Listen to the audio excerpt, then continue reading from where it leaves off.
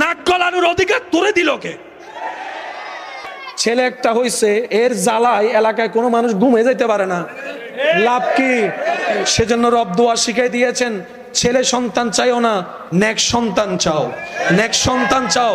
জগৎ দেখেছে একজন মহিলা রাবিয়া বসরি অনেক জায়গায় হাজার হাজার পুরুষের চাইতেও শ্রেষ্ঠত্ব হয়েছে। শ্রেষ্ঠ হয় রবের দয়ায়। ছেলে সন্তান, কন্যা সন্তান দেওয়ার মালিক আল্লাহ। আমাকে 3টা মেয়ে দিয়েছেন। আমি সবার সামনে বুক ফুলায় বলি, আমার 3টা জান্নাত আছে। আমার 3টা জান্নাত আছে। আল্লাহ যদি আমাকে আরো 3টা দেয়, আমি বলবো আলহামদুলিল্লাহ। একটা কথা মনে পড়ছে, ছোট্ট করে বলি। আল্লাহ যাকে খুশি করতে চায় তাকে ছেলে সন্তান দেয়, আর আল্লাহ যার উপর খুশি হয় তাকে কন্যা সন্তান দেয়। যারা মেয়ের বাবারা আছেন আজকে অন্তত বলেন আলহামদুলিল্লাহ। হয় নাই, আরো জোরে বলতে হবে।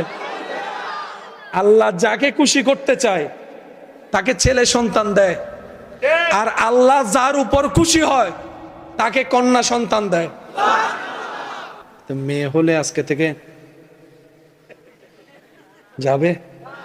মুসা নবী আল্লাহকে জিজ্ঞেস করলেন, আল্লাহ কিভাবে বুঝবো যে তুমি খুশি হয়েছো? রব বলে 3টা লক্ষণ দেখলে বুঝবা আমি রব খুশি হয়েছি। সুবহানাল্লাহ।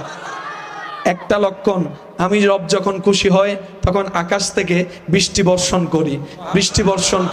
আমি রব যখন খুশি হয় তখন আমার বান্দার ঘরে মেহমান পাঠাই। আমি রব যখন খুশি হই তখন কন্যা সন্তান ঘরে আমি আল্লাহ পাঠাই দিই। আল্লাহ খুশি হলে যে 3টা কাজ করেন, আমরা মানুষ সে 3টা কাজেই নারাজ। এখন যদি বৃষ্টি পড়ে, কমিটির গুণ হবো দেখ আইবের আর টাইম না, সব কাজ শেষ করে ঘুমাইতে গেছেন, টিং টং দরজা খুলে থেকে 5 জন মেহমান। কারো ঘরে কন্যা সন্তান হয়েছে, কি ছেলে ছেলে না মেয়ে? হতে মেয়ে।